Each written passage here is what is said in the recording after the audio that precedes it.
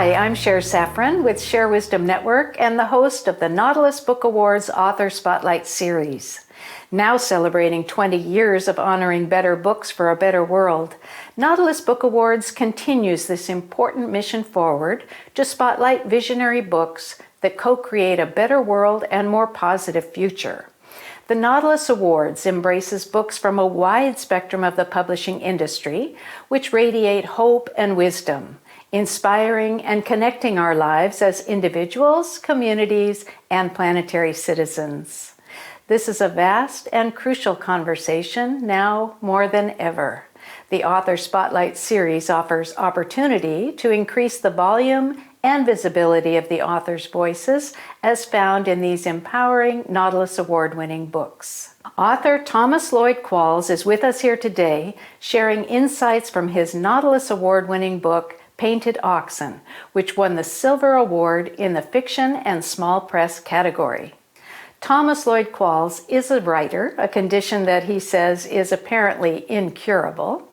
He's the author of 2 novels and over 70 essays, the creator of numerous storytelling projects, a licensed attorney who has overturned 2 death sentences, and a one-time vagabond who regularly wandered the globe with a backpack and 3 changes of clothes. His second novel, Painted Oxen, has earned 5 literary awards, including the 2018 Landmark Prize for Fiction, the award for Best New Fiction at the 2019 American Fiction Awards, and this 2019 Silver Nautilus Award. Welcome, Thomas. It's so wonderful to have you here today. Hi, Sharon. Thanks for having me. I have really been looking forward to this conversation. Before we started this, I was telling you that your book is this mix of poetry and art and rhythm and sound. And then I saw behind you a painting that you said you did of the Golden Gate Bridge. And it all kind of made sense to me that your book would reflect all of those qualities that you bring. I have really loved reading it, and it stays with me. It's still kind of resonating in my heart. And you weave these many stories, 2 main stories with other stories as well, in such a remarkable, unconventional way. And I'd like you to just share kind of a glimpse into the 2 main stories of your book. Sure. Well, the 2 main storylines are they're 2 parallel journeys. One is a Tibetan monk in ancient Tibet. So this is centuries ago. This story is happening, and then the other one is a backpacker in modern day India. And the tales go back and forth between the 2 because they're both on personal quests. The monk is seeking some sacred hidden lands that are known to bring enlightenment upon entering. And the backpacker is just, like most of us, trying to figure out what's not working in his life, trying to find himself, that age-old going on a journey to the sacred mountain. Was any of the backpacker's story autobiographical? Well, there's an old saying that all fiction is autobiographical and all memoir is fiction. So, well, having been in India for 10 years, I felt like you captured that world in such a remarkable way. And I could relate with every single character, which I think is probably reflecting of us. Every character is who we are. And I love how you bring in the dreamer and the tarot cards. I mean, really, you just do a remarkable job of incorporating so much of all the different journeys that is our journey. And I wonder, can you read some of your story for us? I'll read a little section here from the monk's tales. And this is the monk sort of in the middle of his journey, and you just get a flavor for some of the trials and tribulations, but also his inner dialogue as he is on this quest. I titled the different tales Scylla and Charybdis, after the dual perils faced by Homer's Odysseus. And so the backpacker stories are all Charybdis, and the monks are titled Scylla. So this is a Scylla. He carries the machete on his back, a gift from his master, given to him many years ago when he was first granted refuge. Then, committed to a path of non-violence, he could not understand how he would ever have a use for it. Now he knows. It is a compass to find his path through the jungle. The machete is a fine tool. With it, he is able to cut through otherwise impenetrable territory, though it proves useless against the downpours of rain that come without warning before he can find shelter. Like the one he's caught in just now. The rain's heavy veils block the rest of the world from view, and the swiftest of risks cannot cut through its liquid walls. He is forced to climb upwards through the day's sudden darkness, up to a glimpse of rocky outcrop he spies when a strike of lightning briefly pulls back the rain's curtain. The ground ripples in his wake. The earth around him seems to have lost its will to resist the water's flow. His feet have no choice but to follow where it goes. Rocks tumble beside him, behind him, from under his feet. He loses his balance over and over, falls to one knee and then the other. He pauses in between, laughing quietly. Patiently, he gets back up and keeps climbing. He continues like this, up, down, a little sideways, up again, down. And through his frustration, between his hard breaths, he keeps smiling, laughing to himself, until he reaches a small ledge that opens up a door to a tiny world the rain cannot enter. Here he sits and rests, closing his eyes to see the world more clearly. He is still seeking the bridge, the one that reaches across the river to the hidden falls, to the treasure the ancient master hid there in another age, to keep it safe until the world was ready for it. Some say the bridge has been destroyed by an earthquake or a landslide or some force unknown, but he knows more to it than this. His ears have trained to the voices of the mystics. They visit him in his dreams, where they speak the language of the river, where they tell him the bridge still stands, still waits for the one who can see, for the one who must not only find a bridge, but become one. It's beautiful.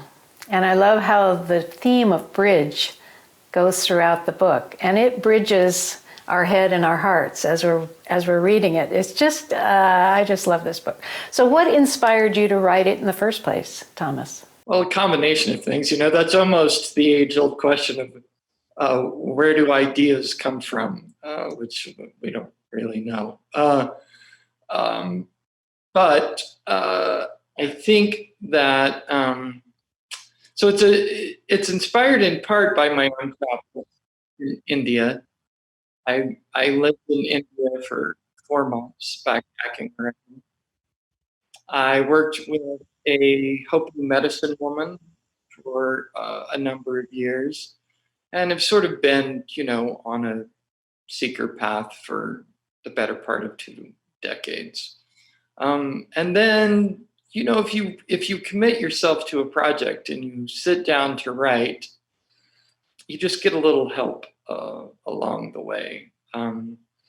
Liz Gilbert tells a great story in one of her TED Talks about that.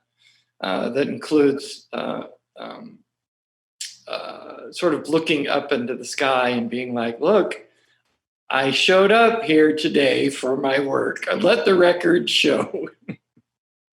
Anyway, so it's half real life and half wherever good ideas come from. So why Painted Oxen? The title is meant to, it actually comes from a story from ancient Vienna, and it's about illusions. It's about the nature of the world as mostly illusion. But in this specific instance, there was a prosperous village in what is now modern day Vienna that was at a crossroads, and it was a great trade center, very fertile land, and it was under siege by a neighbor who naturally would like to have taken it over. And back in those days, the cities were, built inside of walls, inside of fortresses, and so they were all locked in, but they couldn't get goods or food or anything, in or out. And luckily, they were prosperous and they had lots of cattle and they had lots of food inside. But as the siege wore on, they started running out of food. But in the beginning, as a show of defiance, they took their cattle and they painted them in their tribal designs and colors, and they paraded them around the top of the city wall. And it was just kind of a look how abundant we are. You're not going to starve us out. Kind of show of defiance that hopefully the attackers would give up. As time wore on, and they had to eat the cattle, their number dwindled, and so they adopted a different strategy in which they would take them down from the wall, scrub them, wash them clean, put different paint and different designs on them, and put them back up on the wall to make it look like they were different cattle, to make it look like they had more cattle than they actually did. The end of that story is that the illusion worked, and the attackers left thinking, "Wow, we're never going to starve these people out." So that's the metaphor there, is that some things in life are real and some are not. And the trick is to figure out what the illusion is. And so is that the takeaway? What do you hope when people finish this book? I mean, I frankly have so many things that I've taken away from the book, but what would be the one thing that you hope each reader would feel or think about or experience? Well, it's going to be different for every person, but what I would hope is that I feel really fortunate to get feedback like what you just gave me, and other people that I like and trust have told me that they're different people now than they were when we started the book, because it has opened up something inside them. It has clarified their own journey, or it has inspired them to go on their own, fool's journey, sacred journey. That's the reason for the incorporation of the tarot, is that the tarot is a series of vignettes, themes on life that we all go through. It's called the Fool's Journey. And the fool leaves his home in the sacred mountain to go on a quest looking for the sacred mountain. So every journey is kind of a journey either home or back to the self.